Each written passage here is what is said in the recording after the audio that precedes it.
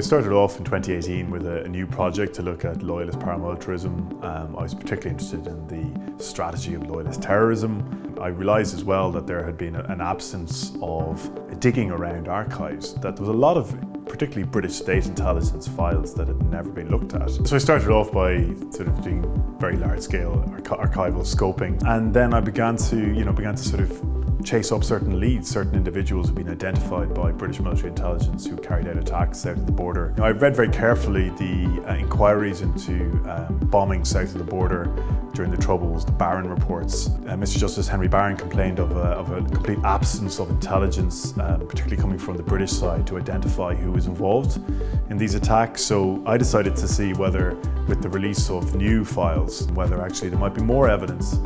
And in this case, I was just looking through quite routine British Army operational files, but in them are intelligence summaries. And those intelligence summaries turned out to be extremely revealing. It immediately was obvious to me that this was important. British Army intelligence specifically named the commander of a cross-border, UDA cross-border unit, which was responsible for the attack in Belturbet. Belturbet was a particularly horrific terrorist attack where a car bomb detonated in the main street in Belturbet, resulting in the deaths of 2 children. It was quite shocking. I was genuinely shocked that there was that much information on the perpetrators and that this information had been there for almost 5 decades. This was certainly regarded by the government as significant new leads. They weren't aware of this information before.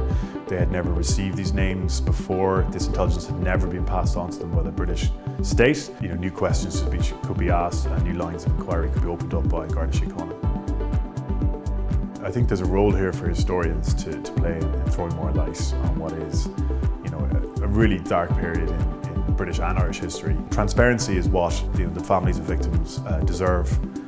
It's what they're owed after so many years. There's a really significant role for historians to play in that, and I certainly hope that that's my aim, that's my ambition to be involved in that process.